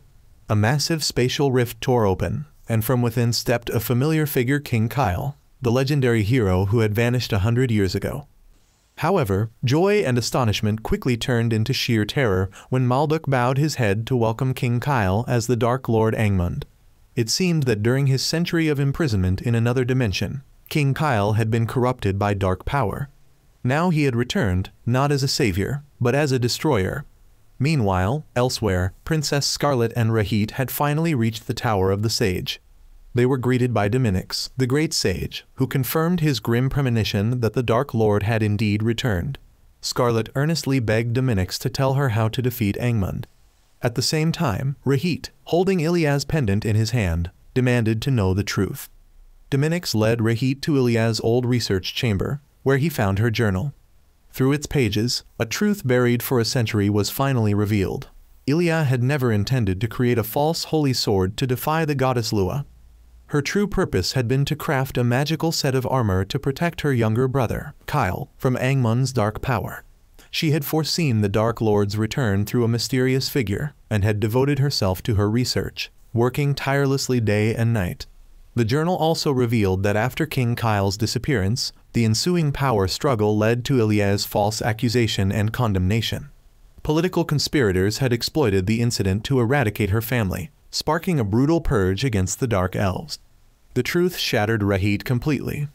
He realized that his hatred had been misplaced, that the woman he had despised all his life, Ilya, was in fact his ancestor, a tragic woman who had sacrificed everything for her loved ones. Overwhelmed by pain and regret, he collapsed in despair. Yet when he saw the armor Ilya had left behind identical to the pendant he wore, his heart wavered. Elsewhere, Dominic's revealed to Scarlet the entire truth about Kaisel, that he was the son of King Kyle and the sole heir to the Holy Sword, and that he was now heading to the World Tree to perform the final unsealing. After hearing everything, Scarlet invited Rahit to join her in finding Kaisel. She believed that although there had been misunderstandings between them in the past, they now shared a common goal to protect the world, and she needed his strength. As for Rahit, though still tormented by guilt, hearing Kaisel's name brought back memories of their brief encounters. A decision was made: he would go with Scarlet, not for Orvelia, but to find his own path. Meanwhile, with Pavel's help, the group was transported to a location closer to their destination. They continued their journey with greater urgency than ever. Pavel warned Kaisel that the Holy Sword's power would attract demons' attention, and that he must not use it until they reached the World Tree. However, Frey's intuition whispered something troubling to her, and she could not shake the image of Kaisel's disappearance from Kala's prophetic dream. Not long after, Kaisel's group arrived at the Elidora forest. As soon as Pavel teleported them to the forest's edge, the group split up to search for food and water, while Cleo stayed behind to talk with Pavel. At the same time, Kaisel and Frey were sitting by the stream, confiding in each other. Kaisel admitted that even though he had never met his father, he could gradually feel a connection forming between them. He was beginning to understand the burdens and fears King Kyle had once borne, and that only made him admire and respect his father even more, strengthening his determination. However, just as they returned, a horde of demons suddenly attacked. A fierce, unexpected clash erupted. Although Pavel had warned Kaisel not to use the Holy Sword's power to avoid detection, in the chaos, Kaisel instinctively unleashed part of its strength to protect Frey, a fatal mistake that immediately drew the attention of Malduk, who had been secretly watching them all along. Malduk then appeared with a Demon King at his side. After a brief exchange of words, both sides engaged in battle. This time, after their long journey, the four young warriors were no longer weak. They fought in perfect coordination, pressing Malduk into a corner. Even he struggled to keep up. But then, the Demon King unleashed a devastating strike, and in a final act of sacrifice to protect the others, Pavel took the full force of the blow. A massive explosion erupted, sending all five of them plunging into a deep abyss. Fortunately, Maria quickly used her power to shield everyone and ensure their safety before vanishing. At that exact moment, Lorraine appeared. She had sensed the danger and arrived just in time to help. Using her magic, she created an escape route and teleported everyone to safety, deep within the Elidora forest. There, they reunited with Selene, who had been fighting alongside the forest spirits to repel the demons appearing across the land. To save the dying Pavel, Lorraine did not hesitate to use the drop of light, the most precious life energy of the entire forest, while praying for a miracle. As they waited in confusion and fear, Maria appeared once more, repeating her cryptic warning that the Holy Sword was the curse of Lua. This time, Lorraine confirmed Maria's identity. She had once been a saint, one of King Kyle's dearest companions, but had since fallen and become a demon. Lorraine begged Maria to turn back, to abandon her dark path, but Maria only smiled bitterly. She said the truth was cruel beyond imagination, that King Kyle could not be saved, and that if they were truly prepared to face utter despair, to feel the same hatred toward the goddess Lua that she once did, then she would tell them everything, the truth buried for 100 years. In the stillness of the forest, with only the sound of raindrops falling, Maria began to tell her tragic tale, a story of love, sacrifice, and betrayal by the very goddess she had devoted her life to serving. Her memories drifted back to the bright days of her youth, when she and King Kyle were childhood friends. She spoke of a passionate young prince who often snuck out of the palace to learn about the lives of his people, believing that a true king must understand both their suffering and their joy. It was in a small bakery in town that King Kyle had his fateful encounter with Arlette Kaisel's mother, a brave, intelligent girl with a kind heart. Their love blossomed naturally and purely, yet that happiness was short-lived. Their relationship faced fierce opposition from the king and nobles, who believed Arlette would hinder the arranged political marriage planned for the future heir. Eventually, Arlette was forced to disappear from King Kyle's life, leaving him with an unhealed wound in his heart. Soon after, tragedy struck again when demons began to invade and ravage the world. Having ascended the throne, King Kyle bore the heavy responsibility of protecting the kingdom. During one inspection tour, he unexpectedly reunited with Arlette in a refugee camp, and his joy overflowed when he learned she was carrying his child, a son he would name Kaisel. The unborn child became the source of King Kyle's strength and unwavering resolve to protect the world. And as if answering his prayer, the goddess of light, Lua, appeared before him and bestowed upon him the holy sword Ea, along with a prophecy foretelling the return of the Dark Lord. Yet Maria's story did not end there. She went on to recount the final battle on the Galoa Plains, a battle far different from what history recorded.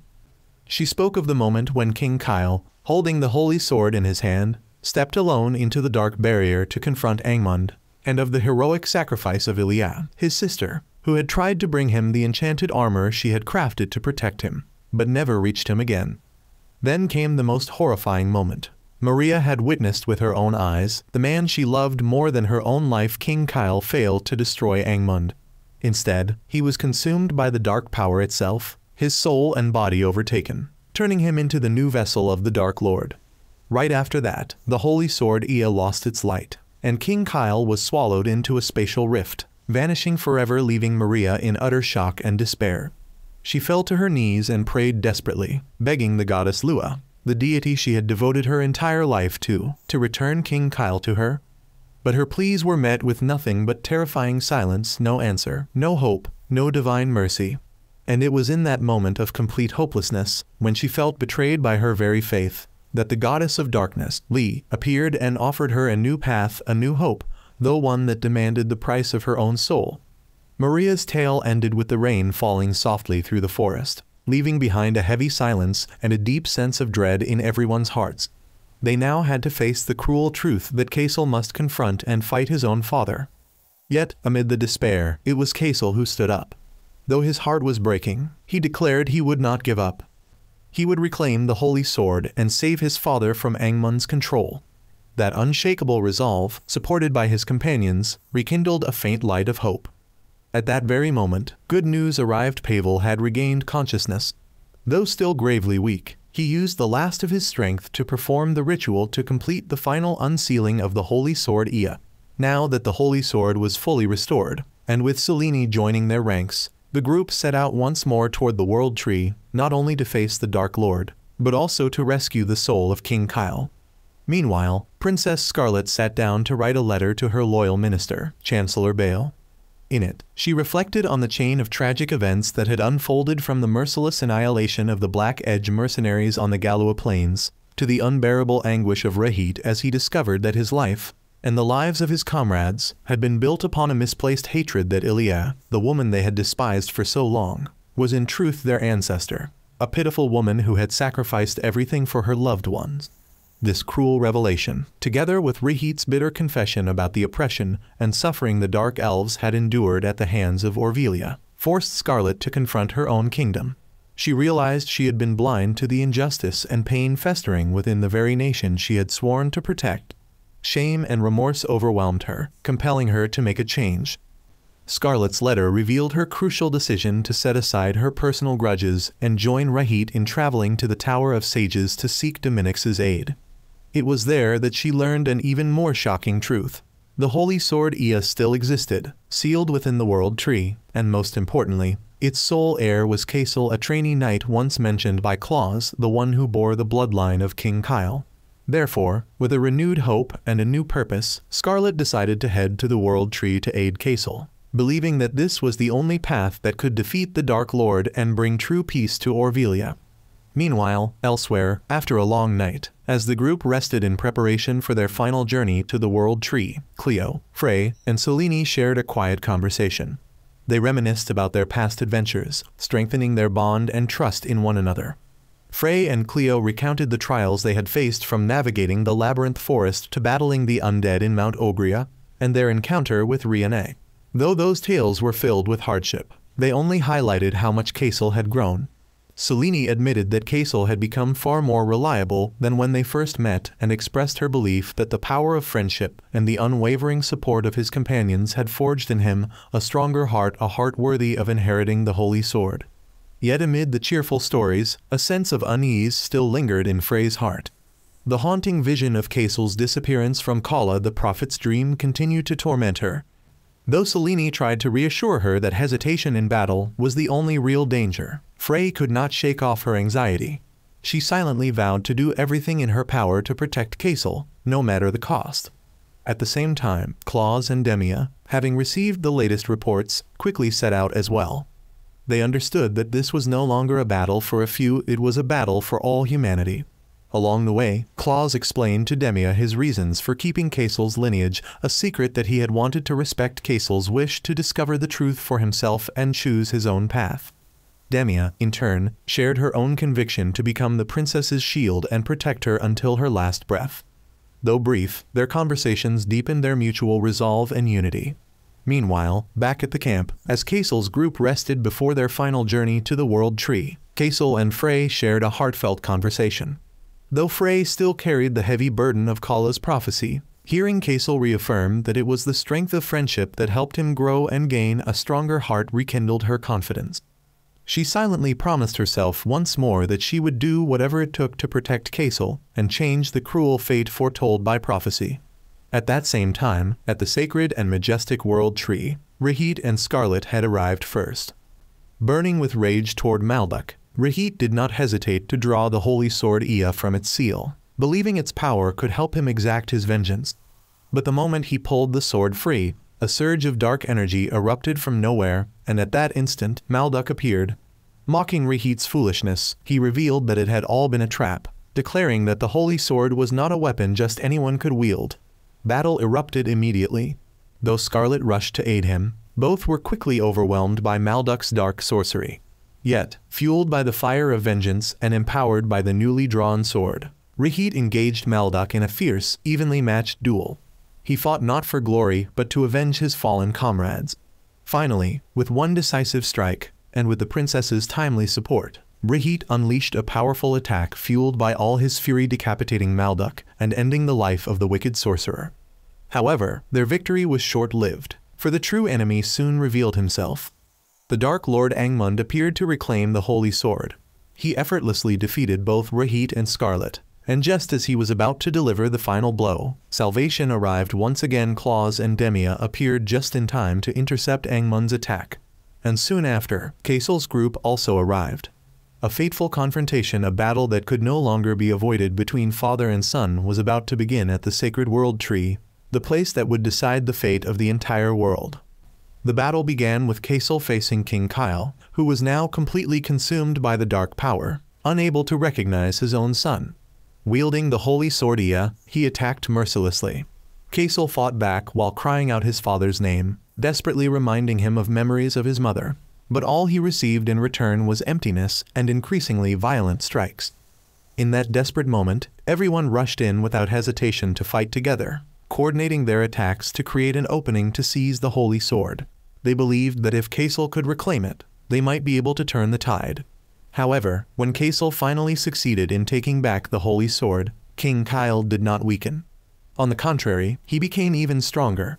It seemed the holy sword had been suppressing a portion of Angmund's dark power, and once it was removed, that power was completely unleashed. Angmund, now fully freed and overflowing with terrifying dark energy, effortlessly overpowered everyone. He conjured a storm of darkness that struck each one of them down. Claus was thrown far away. Demia and Scarlet could not withstand his attacks, and Rahit was quickly overwhelmed. Even Cleo and Selene could do nothing before such overwhelming strength. When all had fallen, only Kaisel remained, still standing and fighting desperately against his father. Explosions erupted each time their blows clashed. At that moment, Maria appeared to assist, and as the Dark Lord was restrained, Kaisel thrust his sword straight into him. But instead of being destroyed, the same phenomenon that had once overtaken King Kyle occurred again. Darkness began consuming Kaisel's body. Frey tried to save him but was knocked unconscious by the force. Facing the same fate as his father, about to be devoured by the darkness, Kaisel reached the brink of despair. Yet, at that very moment, the voices of his companions Claus, Cleo, Roy, and Selene echoed in his mind, reminding him that he was not alone, that they would always be with him. That belief, that friendship, rekindled Kaisel's inner strength. He realized that he was not fighting out of hatred, but to protect those he loved, to protect a brighter future. At that moment, Ilia's final relic activated, enveloping Kaisel in radiant armor of light. Gathering all the power of the holy sword, all the faith of his friends, and all the love he had for his father, Kaisel unleashed one final strike. The light of the holy sword and the darkness of Angmund collided, creating a cataclysmic explosion that pierced through the layers of darkness and reached King Kyle's soul. In that fleeting instant, King Kyle regained his consciousness. He recognized his son and smiled. With one final act of noble sacrifice, he used the last of his strength to seal Angmund away, choosing to perish alongside his enemy to protect the world and his son's future. In his final moments, King Kyle explained that he had willingly given up the Holy Sword's power to keep it out of Angmund's hands, and that the goddess Lua, answering his wish, had chosen Kaisel as the next successor. It was not betrayal, it was sacrifice. With a final word of love to his son and a heartfelt apology to Maria, King Kyle faded into nothingness, leaving behind boundless sorrow, but also a glimmer of hope for a new future. After the battle, the world slowly returned to peace. The demons weakened, and a new era began. Scarlet returned to Orvelia, bringing not only news of victory but also the truth about Ilia. Through that, the relationship between humans and dark elves began to heal. Having found peace within himself, Rahit decided to travel across the land, mending the wounds of the past. As for Kaisel, after being knighted, he set out on a new journey with Frey, Cleo, and Roy, not a journey of battle, but one of discovery, to protect the smiles of others, and to live a life worthy of his father's sacrifice. And with that, the anime comes to an end. Goodbye.